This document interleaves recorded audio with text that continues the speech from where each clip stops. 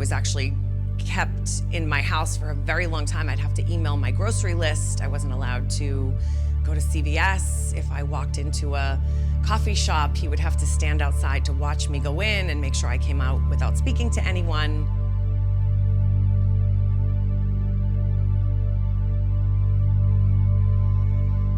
My husband would fly off the handle, start yelling and screaming at me, rip the phone out of the wall so I couldn't call the police. He would choke me, he would kick me, throw me up against the wall.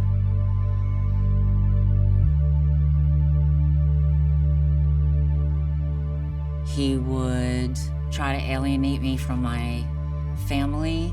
He would tell me that they didn't love me as much as they loved my other siblings. Constantly tried to keep me away from friends and absolutely kept me away from family. I will never forget that time in my life.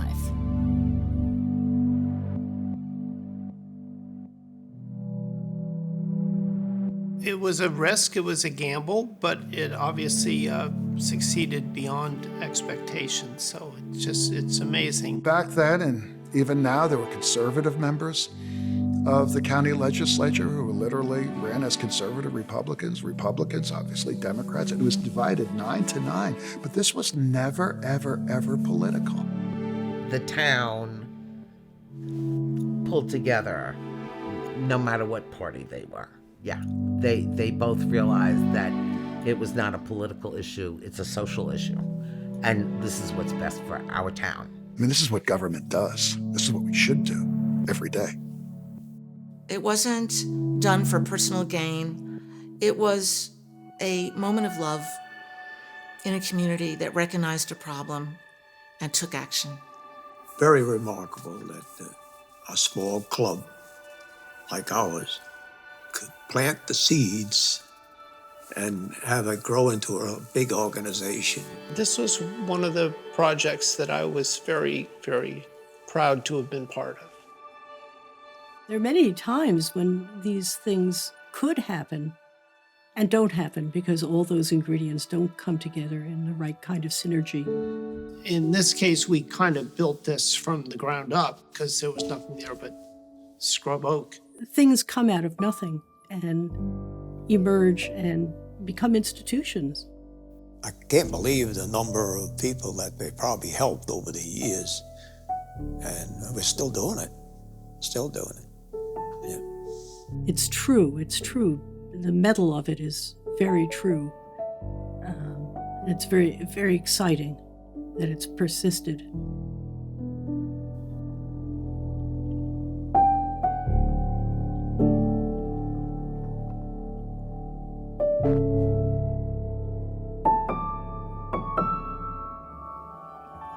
I met my husband in the summer of 1989. He was sharing a group summer house with some mutual friends. I was living in Orlando, Florida at the time, and I was traveling for work to New Orleans, and that's where I met my husband. I was working down Wall Street, as was my husband, when I met him. And, he was kind of bad boy and had some tattoos. And I was in the options department at a major brokerage house. He was funny, he was charming, he was very wealthy, very smart and witty, and got my attention right away. I'd spent some time in the Army. I thought, I can clean this guy up. I can do something with him. And then I moved to Staten Island when I got pregnant and left the workforce. We had 2 kids together, and we were basically married for 7 years, although the divorce took a very long time. My name is Mary Bromley. I am a psychotherapist. I've been practicing in East Hampton for about 35, maybe 40 years. I'm from New York City originally. In 1984, I moved out to East Hampton with my family, and my 3-year-old son was part of a little daycare center. And he was sent home with a note in his lunchbox that had a picture of a man wearing a raincoat, and it said, "Beware of strangers." And then it had the telephone number of the police department underneath it. I wrote a letter and I called Chief Scott, and I said, thank you for sending this out. It's just not correct. It's not a stranger. Children are most often abused by people they trust and love. And I think I was hired about a week later. My name is Thomas Scott. I'm a retired chief of police from the East Hampton Town Police Department. I was chief of police for 21 years, yes. There were no female officers at that time. There were female secretaries. Mary was the first female professional that we could call upon to assist in these type of abuse cases. You know, would normally start with a call of a woman calling the police and saying, you know, I need help. You'd be going back to the same houses, the same problem. That's when they would refer the case to me. And nobody likes to see that, you know, I mean, no matter a police officer or anyone, you know, wants to see anybody abused, hurt, or black eyes, bloody noses, and all that sort of thing that happens, and worse. And these were people that they may have grown up with or even distantly related to or friends with, women they may have gone out with. It was very good to have somebody we could help, and a professional, you know. It wasn't someone who was just there. You know, we had a professional who was trained and schooled and experienced. Very tough. And so it was probably a relief to let me handle it and let me see what the extent of the situation was.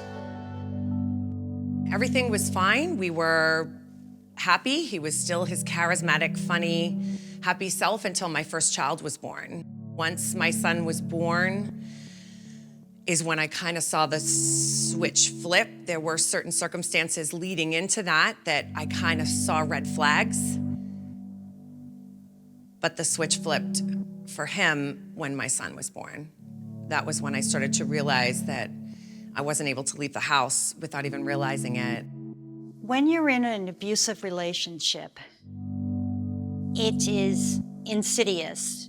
You gradually, over the days and months and years, are totally reliant on this person. It was sort of an eye-opener for me to start really watching out for what was happening. You're basically brainwashed.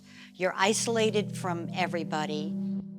Everything that you do or say is controlled by them. Every move you make, where you're going. It's more common than what you think in marriages, and especially if you have a controlling man that's behind the wheel. It's the ownership of not only that child, but also you. You totally live in this other person's world. This is my partner of 40 some odd years, John Warren. And this is my partner, the same amount of years, Mary Jane. So I was a special ed teacher at Spring School for 29 years there. Yeah, I was president of the East Hampton Rotary Club in 1986 to 87. And I put 26 years in the club. I was doing a lot of things within the school that now a social worker would do, but at that point there weren't any. Springs at the beginning shared a psychologist with East Hampton. So, you know, you could only have a crisis on a Tuesday or a Thursday afternoon. So you got to hear some of the stories and see what domestic violence did in the kids at the school. Nothing makes sense. Nothing makes sense. I can't explain it in my mindset now. I can't even imagine thinking that was normal, but the breakdown is so slow and so methodical. So all of a sudden, time goes on, and before you know it, you don't even know what's right and wrong anymore. And once you're in that cycle, it's extremely hard to break away and get out because you've lost yourself. You've lost who you are. You don't trust yourself, and I think that's one of the saddest things is that it starts to chip away at us, and it starts to make us question everything we do, everything we knew, everything we thought. You lose who you are. But it is a slow, methodical removal, breakdown of your soul and your own principles. You really start to think, it's normal behavior. The boundaries are pushed so far, and every day you let that boundary get pushed just a little further. Your boundaries start to come wider and wider in order to accept the behavior.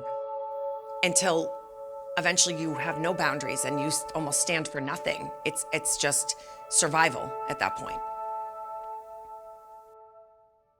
My name is Joanna Kamaska, and I've been a family therapist and mediator on the East End of Long Island in Southampton since 1981. Eastern Long Island at that point was pretty rural. There weren't large organizations. There were hardly very many nonprofit little organizations.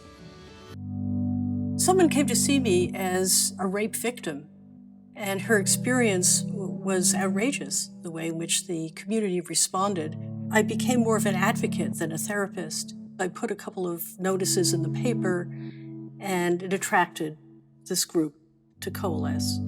It was very exciting because there was very little activism on the East End. The idea of taking seriously that somebody was violated was not in the front page of everyone's paper or interest. There were people in that group who were concerned enough to want to continue to meet on the issue and to see what could be done.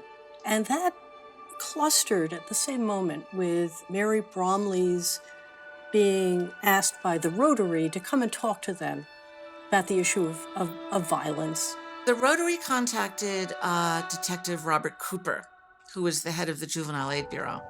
And he talked to me and he said, the Rotary is a great organization here and they're looking for a community project. Go talk to them. The Rotary Club had a policy of taking 10% of all their fundraisers over the years and putting it in a savings account till we get some big bucks to do a big project. And he said, just tell them what you do. And this was a search party to bring in some suggestions of what we could use in this community. I had many referrals for domestic violence cases. Mary Bromley came to the club and told us of the problems of battered women or abused women in East Hampton. I was extremely nervous and 32 years old, I think. And there were a semicircle of men drinking martinis and wearing suits. I just began talking to them about family violence and about abuse. You could see in the room the Rotarians looking at each other, here at East Hampton, we have a problem like that in East Hampton. I thought, okay, the Rotary is a community organization. They want to do something good for the community. And towards the end of the speech, I said, what you could do is build us a domestic violence shelter. She was very convincing. They did not blink. They didn't look at me strangely. In fact, there were people nodding. The need for it was just, surprising to a lot of us. I mean, who would ever think this could happen, Every man in that room might have known someone or heard about a situation or had experienced something. It was just a moving, emotional moment. It was unbelievable. I never thought about it before. One of the hardest things for me is that we still actually have to convince people that it exists. It is in every other house down the street. It's on your block, whether you want to believe that or not. You pass somebody in the supermarket and everything seems fine with them, but then they go home to a different situation. So domestic violence is everywhere. This disease, this human rights violation that's going on all over the globe, we are still trying to convince people it actually exists, that it's real, that it's going on. The need for it was just, surprising to a lot of us. I remember Reverend Schultz really, acknowledging what I was saying. Why did we need a facility called the Retreat? Let me tell you why. A teenage girl came home from a New Year's party with my teenage daughter. She had snuck out of the window of her bedroom in Wainscott and didn't want to go back. Her father had beaten her often and had threatened her with a pistol. They had a problem finding places to put people. I mean, Fred took a lot of them in because he lived in that big house, next to the church on Main Street. We asked the girl if she wanted to stay with us until we could work things out. She agreed and stayed with us almost 18 months. I guess church rules said that you can't do this thing on a regular basis, so it was just temporary accommodations. I mean, at 11 o'clock at night, he'd have a knock on the door and there'd be somebody there, and yes, come in, but you couldn't keep him a long time. By him describing to the Rotary the situations and the issues that he had seen, I think really he was the right man in the right spot. He was able to say to the rest of those guys, because they were guys, at the Rotary meeting, this is what's happening. This is what I'm seeing. We're not making something out of nothing. This is real. And I think that, so he was vital. In addressing family violence, there is the good, the bad, and the ugly. The good and the bad can be treated. That's my opinion, and I do that all the time. That's alcohol, that's anger management. The ugly is the psychopath who will kill you. On Easter Sunday, 2000, he started screaming at Hannah and I. He was screaming and cursing at us to get out, get the fuck out, you're pieces of shit, and went into the back bedroom. He will kill you. We had moved to this big house in Staten Island where I was a lot more isolated. Men are stronger than women. Women can also be physically abusive, but the man who's a psychopath will kill you, and you need to run as fast as you can, and you need to disappear with your children. My son was in kindergarten, and I was pregnant again, and he also studied karate, so he did one of those round-off kicks, and he kicked me in the stomach, and I had a miscarriage, and he would not let me go to the doctors. And that is that's the ugly. We had 3 cars. We had a Lexus, a Mercedes, and a BMW, which all keys were hid to. And the Lexus, I found the keys, and then it turned into screwdrivers in the tires of my car. He put the screwdrivers in the Lexus because he realized I had found the keys to the car. And we had no place for those women.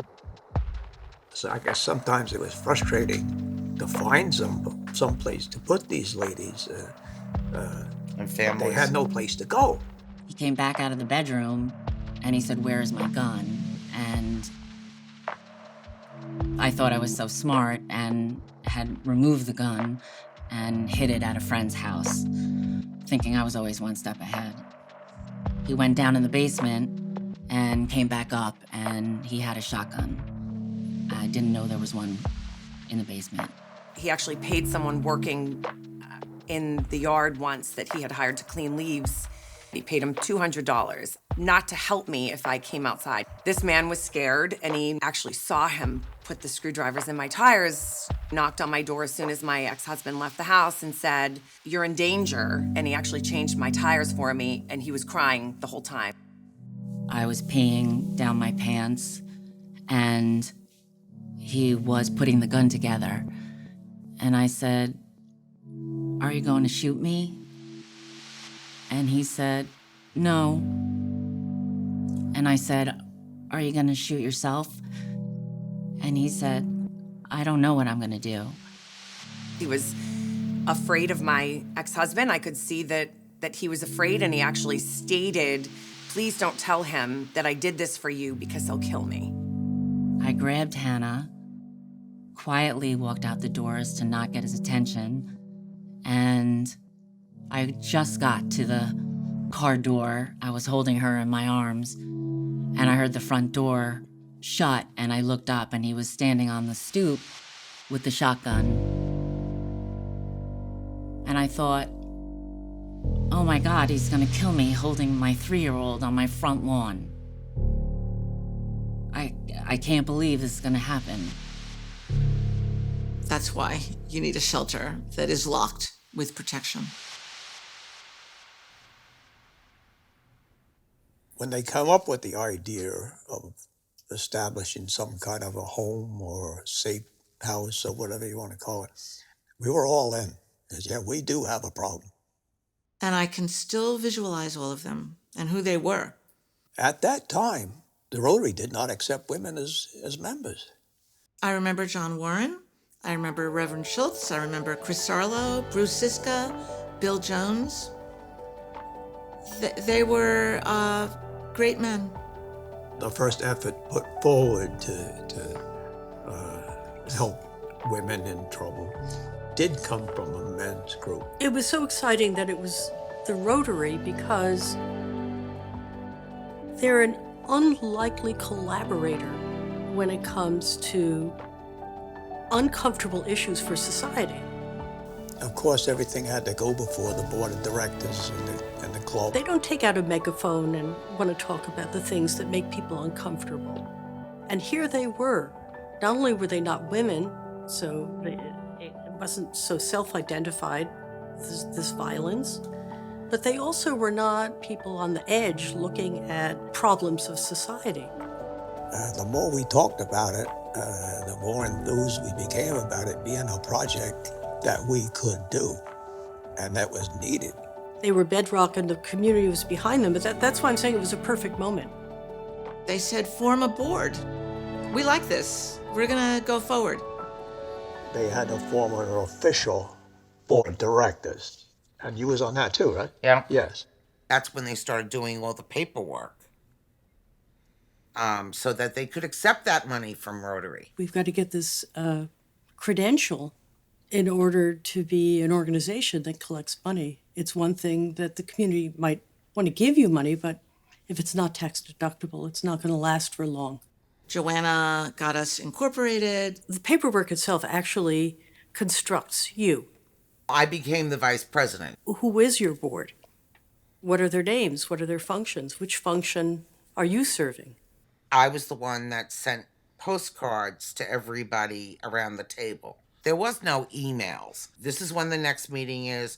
If you can't make it, call Sherry Wolf or me. I became the president. And we spent a long time trying to find a name. You have to have a name. And you have to send it through the Office of Names. But the paperwork itself, I remember it saying, you need a name. So our first name was Sanctuary. We wanted to call ourselves the Sanctuary. Which we loved, but that ended up being a gay bar in West Hampton. So we couldn't use that. It was 1987 when all the paperwork was finally finished and they are now a bona fide recipient of the money that we gave them the big money to get started on. You had to have all your ducks in a row before we, you know.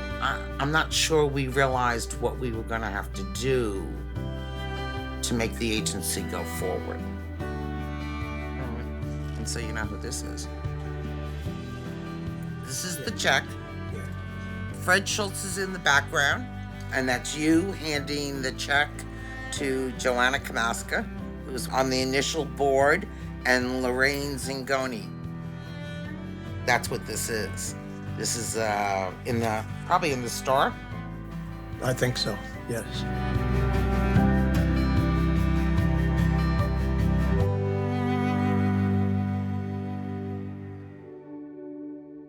It was the next day that I contacted my attorney, and he said, you have to get an order of protection. It's time. You have to.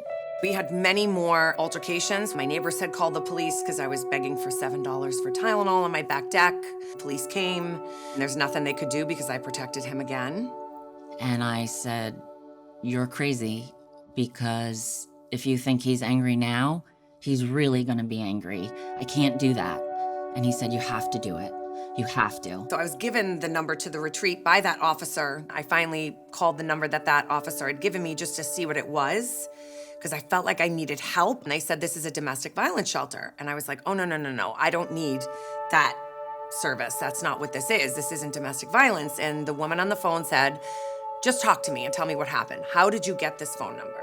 I didn't know if this was a trap. I almost felt like at the time, is he trying to get me to tell this person something so that he can use it against me? Everything was so scary at that time. I went to the court the next day. It was Monday.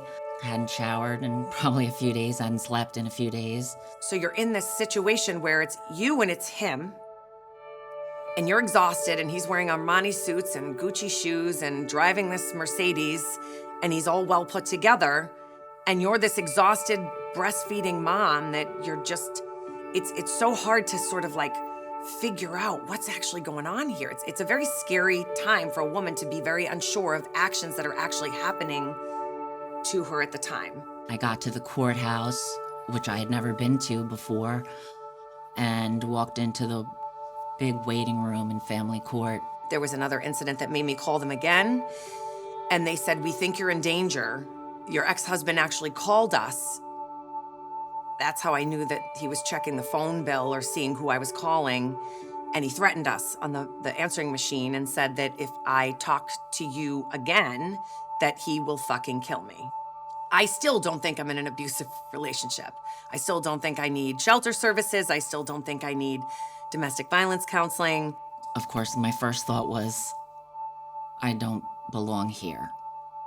I'm not like everybody else here. But I was. I was just like them. And my story was the same. There was that fresh new group of people that came in who, like Sherry Wolf and Mary Jane Arceri, and people who were movers and shakers. Sherry definitely polished up the board to become more professional as opposed to just a group of concerned people. Sherry was very public about abuse that she'd gone through. I'd work late, I'd come home, he'd want to know where I'd been. I'd tell him I had been at the office and he wouldn't believe me, so he'd hit me. She was a survivor. One night he held a burning cigarette over me with the same kind of scenario, and then he burned me on the stomach with it because he didn't like my answers. I still have the scar from that. She had to run for her life at a different point. He threw me against the wall, and at the end of all this, he forced me to have sex. She became like the leadership. Never a hair out of place, and very sophisticated and articulate. Sherry was very no-nonsense at the time. But also someone that you wouldn't imagine would be so open about what she went through. I came home late one night. By late, by the way, I only mean 8 or 8:30. I don't mean 1 or 2 in the morning. Threw me against the wall, and I remember my head hitting the paneling in the den and nearly knocked me out. And then he strangled me. I almost couldn't get my breath until I got enough strength to get him off of me. And then at the end of it all, he raped me. And I don't just mean forcing sex, I mean rape. So it was a great combination of her surviving trauma. I was terrified. I was absolutely sure I was going to be killed. That's when I finally got angry enough to leave. And yet, steel-eyed determination to get us going. She was a successful real estate person in Jersey, so it was slam bang. She was business. Now, if you're going to be a board member, this is what you need to do. You need to make that commitment. And she was also beautiful and, I called her my blonde bombshell.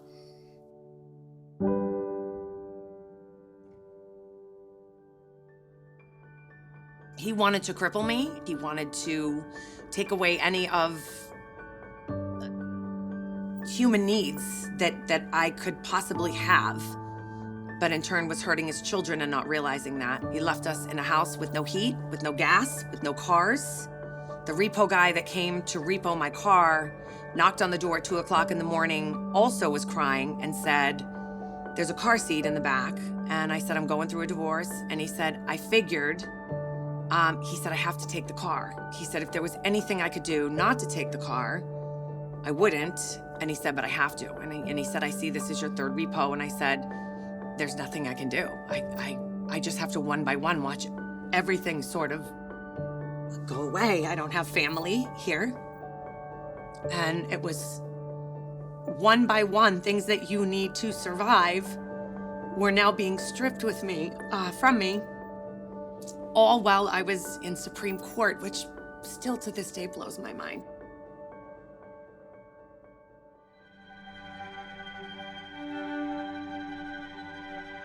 To relieve a little of what Fred had to deal with, There was a safe house underground in East Hampton. we established, I think, 12 or 13 safe homes. He might not have anybody, but he might end up with 2 groups of people. Now what do you do? A number of women opened their homes. Other safe home people from other areas talk to us about, this is what you need to do and this is how you need to be. And the police knew about it. I went for the training. But the names and addresses of those women's homes were never revealed. And I said to him, I think we need to do this. We had the space, and we were involved in it because we knew what's going on. So of course we said yes. Yeah. They would try to find definitely a more permanent place. Yeah, well, the safe house got them away from the situation immediately. That's what was important. And then the next placement was really to be away from where they were. So you didn't want to keep somebody in a safe house in a community. That was a very important part of establishing the need for a shelter and talking about those safe homes to other people in the community. Do you know when I got the order of protection, I knew that I wasn't safe. And so the first night in my home, after the police had come and removed him from the house, I put Hannah's toys and Legos in front of the doors and the windows, like as if I was in Home Alone, the movie. Like somehow I would hear him come in if he stepped on something sharp or, you know, I remember thinking, I have to protect myself.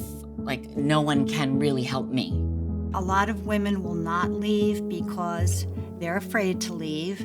Their partners will hunt them down and find them. In the end, the police cannot protect me. My dad can't protect me. An order of protection can't protect me. If he wanted to kill me, he would kill me. And if he ever drinks again, he'll probably kill me. Many women cannot leave. They have children. They have no money.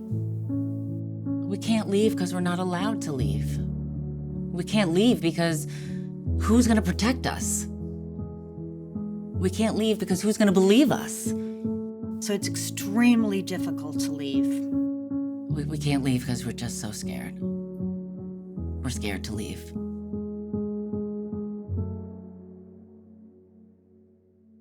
I'm most proud, and to this day, of Executive Order 1, which mandated pro-arrest, because it changed everything. It changed everything. Particularly when I first went on, if you got to a domestic violent type case, and it was pretty much the law then. If she didn't want to prosecute, well, okay, we'll see you later, you know? There were none of the laws or anything to begin with that provided the protection. Women often don't want to press charges because they're afraid for their life. That was it. You'd go home if you didn't want to press charges and, you know, get beat up again. This is Executive Order 1A, which was issued in January of 1988, my first month in office. I'm issuing my first executive order directing that the Suffolk County Police Department affirmatively intervene in all cases of domestic violence and adopt a vigorous pro-arrest policy. When the police officer shows up and sees an injury, he then takes it out of her hands, which is a relief. When the police get called in, they have to make an arrest. And none of that was around at that point. It's no longer Sally Smith having her husband arrested, but it's the people taking that over. You know what struck me? I realized that one of the most violent places here was in the home. A lot of the problems do come from within the home. People are reluctant to talk about their father, grandfather, uncles, cousins, brother, whatever it happens, sister, whatever it happens to be, you know. Police officers who grew up here certainly knew who a lot of the bad guys were. Suffolk County's a pretty safe place. The East End, East Hampton's a safe place. You deal with drunk drivers and occasionally robbery, something might happen. But this was happening in thousands of homes across Suffolk County, and for that matter, across the nation. When the women were able to make those calls and the police could finally go in, they were like, yeah, it's time to get this guy off the streets. Thank God. So they knew. They knew many of the really bad offenders. This one officer, his name was Kevin Kavanaugh, he had come to my house a couple of times. He was an older man. He was instrumental in a kind, very kind way in getting me to see that what I was enduring isn't normal. And he never pushed me, and he never said I was crazy. So he happened to be the officer that came. He wasn't on duty at the time, but he heard over the radio my address, so he came right away. And I didn't know that they had a 911 tape, so they asked me what happened. And I told them, I gave them my side of the story. They separated us, and he gave them his side of the story. And they said a detective came in with Kevin, and he said, I just want you to talk to this man. And he said, I forget the detective's name. I can still see his face sitting in my kitchen. And I said, I don't want him to get arrested. You know, he's the father of my children. This is really hard. And he said, the next time, he said, you're a great mother. He said, I've looked through all your police reports. I've spoken to multiple officers that have handled this situation over the course of the last couple of years. And he said, you're a beautiful, smart woman. And if you don't do something the next time I see you, I will be zipping you up in a body bag. And then I'm gonna call you stupid. And there was something about that moment that made me say, holy crap, like this is real. I'm Joanna Kamaska, I'm president of the board. First, I want to thank you all for coming. I want you to know that this is the first event that the Retreat, a new organization in East Hampton, has attempted to pull together. The early days, fundraising and consciousness raising of the community were pretty much one and the same. One of the things we needed to do was educate people out there, advocate for the agency to be. We've been busy planning events so that we could bring to the community information about the retreat. We didn't really raise a lot of money at this point. So it had to be about something else as well. Identity building. Primarily what we have is a board. We have an incorporated board.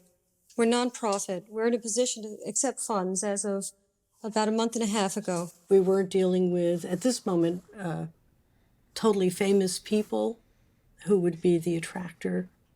And about our efforts to secure a shelter for victims of family violence. We went to Suffolk County. At that time, we were having serious budget problems in Suffolk County. It was in the middle of a deep recession. But when it came to providing funding, people like Fred Thiel, who was a new county legislator out there, he happened to be a Republican then. Fred was there, said, we need to help, we need to provide funding. But I think we're going to have to get the government's in every possible way behind this project. I think Suffolk County has already pledged support. $90,000, am I right? 95. $95,000 from Suffolk County. To retreat this year. To the Also retreat. has given, Suffolk County this year has given $95,000 to retreat. So it's very strongly put its money where its mouth is. Well, you mean that $95,000 is going to the East Hampton retreat? Yes. Yes. Doesn't even pay operating expenses. No, it doesn't. But God bless Suffolk County, that's all I Yes, say. absolutely. Thank you so much. Tell Patrick we said that. Yes, absolutely. And as I was preparing my budget, we provided funding for retreat, just for their operation, for their operational costs, but also later for the shelter. After the incorporation and the Rotary's donation, funds became available from the legislature, and that enabled us to open an office in Good Friend Park. At this point, we had established an office over at Good Friend Park. Which, of course, we still have today, and enabled us to hire the beginnings of a staff. Our first executive director was Diana Weintraub. Our clients are, in addition to being, I think, the bravest people I've ever met, are the most protective of mothers. There was an incident where I knew I had to leave. And when they realize that an incident has happened that has endangered the child's life, they'll get on the phone. You think that you can take it, you can stay in the relationship, but when it involves your children, then you realize that you have to leave. When my husband kicked me and missed me, and he hit my son, and I knew that if I didn't leave for myself, I had to leave for my son at least. A hotline was established early on. The non-residential program is primarily the hotline and counseling. I'm now talking to the retreat at this point. They said, we're gonna connect you with a counselor, we're gonna get you services, and you need to speak to someone because you're in danger. The police were certain that I was in danger. So I started to utilize the retreat. I would go to this secret location, walk there, because I didn't have any cars or heat or gas in my house. And she would talk to me, and I would have a safe place for me to put it all and sort of put it into perspective. For 2 full years, I saw her every Monday. Each domestic violence case that we investigate, whether an arrest is made or not, a report, of course, is taken, and a copy of that report is sent to the retreat. This is done on a daily basis. The second time I had to be in the waiting room, waiting for my next interview, a woman came up to me. She introduced herself. Her name was Wendy, and she was with the retreat. I had no idea what the retreat was. All I heard her say was, I'm here for you. Just you, and I'm gonna help you get through this. And I think I crawled into her skin for the next 3 days, and she didn't leave my side for 3 days. And this is her card 20 years later, right? And that was the moment that my life changed for me. It was the moment that I, for the first time, thought, I don't have to live like this. This isn't normal. I can have a better life. And it was the first time that was even a thought for me. Every report was sent to the retreat, and then someone from the retreat would reach out to the woman. I don't know that I would have left if I didn't have Wendy. We went before the town board. That's Bridget Sheehan, that was me, JoBette Edwards, and Kathy Lester. They were members of the East Hampton Town Board. So we were requesting the town provide this support so that we would be able to build a shelter. Often a group that's looking for something from the town, they come in to see the town supervisor first, and then maybe they come to a public forum with the whole town board. Tony Bullock, who was supervisor of the town, had to create policy. Nowhere did you ever give land. East Hampton came together. And Tony Bullock, who had been a county legislator, now the new supervisor, he said, well, the county's going to provide the money. We've got the land, and as you know, out there, land is the most precious resource. We've got the land for this shelter.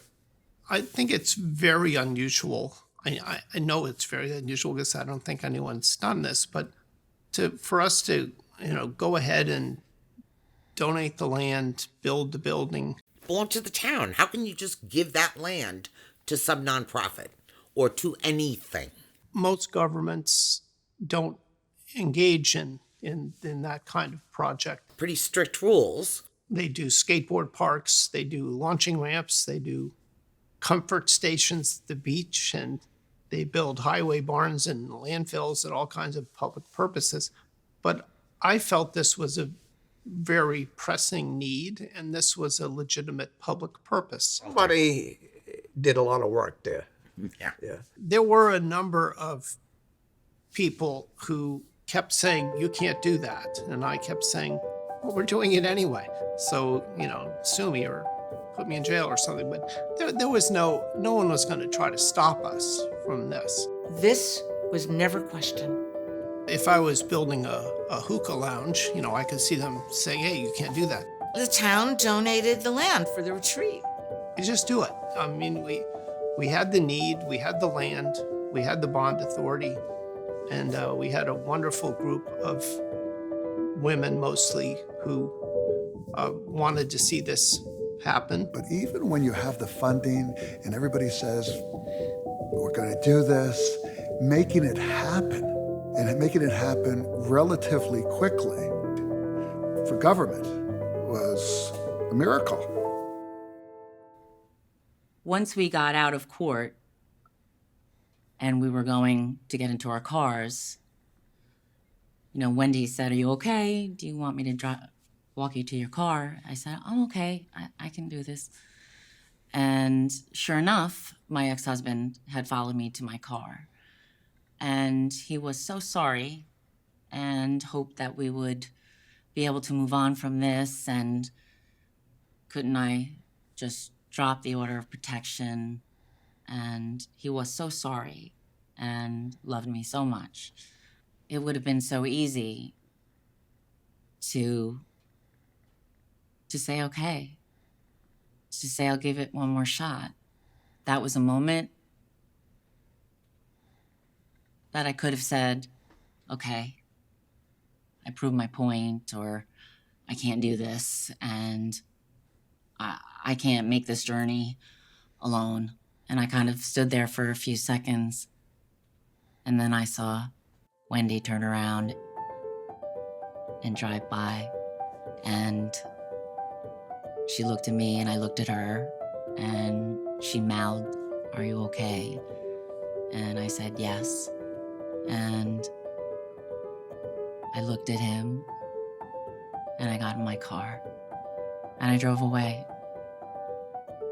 And that was the last time I ever had any contact with him as my spouse.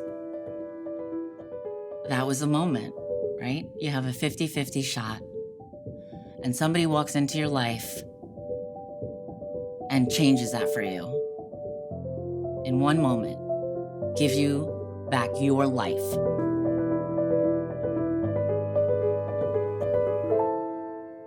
They had a groundbreaking. Of course, you can't have a groundbreaking at the site because it's a confidential place. So we had our mock groundbreaking at Nick and Tony's. Christmas time came of that year, and I get a call on December 22nd, I think it was, and they said, we have a surprise for you. We need you to come to the retreat. And I said, okay. And there's a red Ford Explorer, and they're all standing outside clapping and crying, and I'm crying, and I still didn't know what was going on. I wasn't sure if the car was for me, and they're like, this is for you. This is your car. Somebody donated this, and we want to give it to you. It was a heavy-duty truck, and it had about 175,000 miles on it and made a lot of noise when you drove it. Somebody took me to the DMV so I could get the plates. The lady said, why are you so excited? I can see your last few cars. And I said, this is my ticket to freedom. This car right here is what is gonna get me and my kids back on the map. We are gonna make it. We are gonna survive, because when you are down that low and you have zero and you're starting from scratch, It is so necessary for someone to lend a hand. It is so necessary. The retreat was my hand. And then I put the plates on the car and I got my first job. My first paycheck was almost $2,000, exactly what I needed. So that car, that red Ford Explorer, it was the ticket to freedom. My name is Sherry Wolf, and I'm president of the Board of Directors of the Retreat for this year. May I introduce Tony Bullock, the supervisor of the town of East Hampton, a man of many talents. Tony Bullock. We're going to provide this building on town land, build it with a town bond. So on behalf of the East Hampton Town Police Department, I thank all the retreat volunteers for their assistance and cooperation. As all of you know, up until a couple of years ago, very few people wanted to talk about domestic violence. It was kind of one of those unspoken issues. I grew up on a street where there was a family literally across the street where the cops were there several times a month because the husband was beating the wife. You know, as I was a child growing up, there was a family across the street that always had the cops there. Because the husband was beating the wife, he also beat the children. And the cops would come to the house, tell the abusive husband to leave. I remember at times he would jump in his car and peel down the street. And the cops would do what they normally did. They'd go in and cool out the situation, tell the husband to take a walk around the block. Then it would happen again, and it happened again and again and again. Usually the beatings would begin again. And sometimes the mother and the children could run into my house, knocking on our door, asking my mother, can I come in, get away from, this violence? And she'd invite her in. My mother would do what anybody would do, bring them in, give them a chance to get away, to talk, but there was no place to go. Nobody to turn to, there was no help available.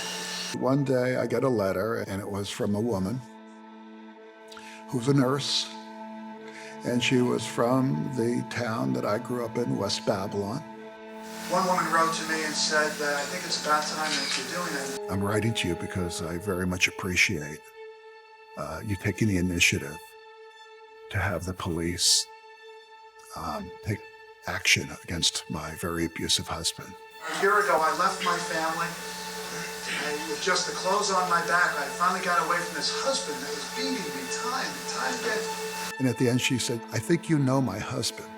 She said, by the way, you might know my husband. He lived across the street from you. He lived across the street from you. And I knew exactly who she was talking about. That's a true story. And unfortunately, there are too many stories like that in communities all across America. And it still gives me goosebumps. As I'm here talking to you about that, I am feeling it.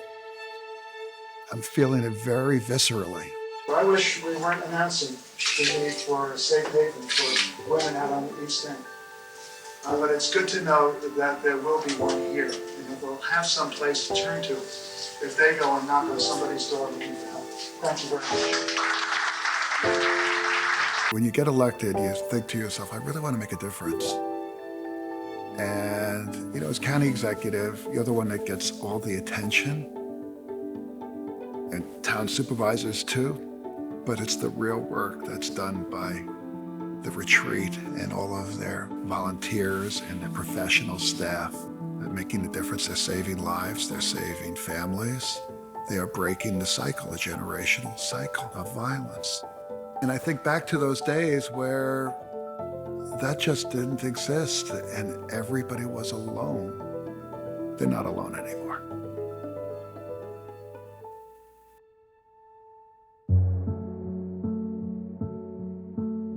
Welcome to the Stephanie House. I'm Vicki Cooper. I'm the shelter director for the retreat. This time, when I decided to leave, it would be final. Come on in. Two of my brothers drove in, and we packed up everything in the house, and I waited for my husband to leave. I saw him at the corner, get on the express bus into the city, and they came over, they packed me up, and I left the house for good.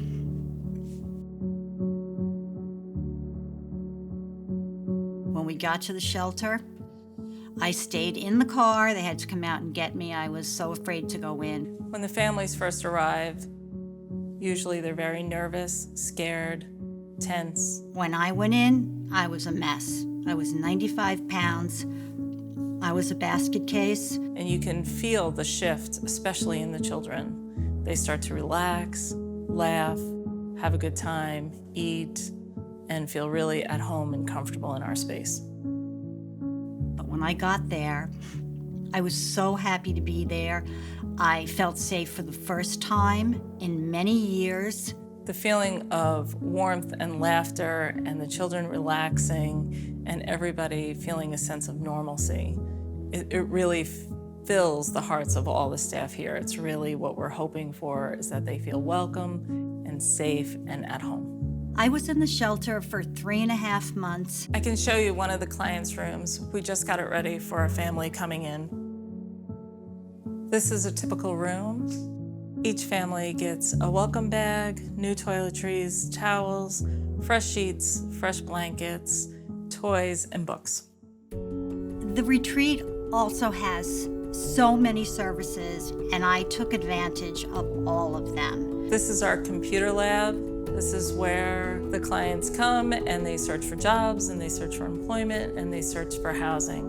And it's really an integral part of how they figure out their next steps and where they're gonna go. There are so many things that you have to relearn to just live a normal life. Like when I was at the shelter, I was vacuuming and I was cleaning. And, Margaret came out and she said to me, we have a counseling now, we have a group session. And I said, no, I have to clean this. And she said, no, you don't have to clean this. Stop, come in, we have group. And that's an example of you having to relearn the basics of life. I didn't know how to go to the post office. I didn't know how to do anything on my own that I had known how to do before because of the situation I was in. Welcome to Stephanie's Closet. This is where we keep all the supplies for the women and children when they arrive at the shelter. Most of the families that arrive are fleeing their situation, so they show up without any extra clothing, without toiletries, without their toys. They just come with what's on their backs. We need every size, every shape. About 65% of all of our clients are children under the age of 12. The retreat enabled me to save my life and the life of my child. This section is really important to me right now. We have 4 children in the shelter from 4 different families that are all under 5 months old. If they had not been there and I had nowhere to go, I wouldn't be here today. I'd be dead. One thing that's super important to know is that the retreat is not only a shelter, although that is a huge part of what they do. I like to call it outpatient services. I had a home, I wasn't going to leave, so it's not always the shelter. There's other services that the retreat can offer, which can keep you where you want to be, but in turn still keep you safe and keep you strong and get you where you need to be. I will forever be grateful for the retreat, and I will forever be grateful for Wendy for walking into my world that day and affording me the life that my daughter and I did deserve, the life that we have now. We won.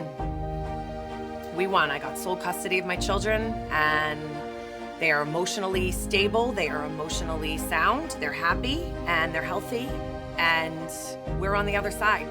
We're free, we made it, and I couldn't have done it without the retreat. I was in the shelter 30 years ago.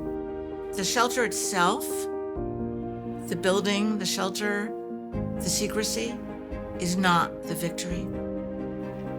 30 years ago, it was something that was hidden. The issue of rape, of sexual abuse, of domestic violence is no longer a secret. And that's the victory.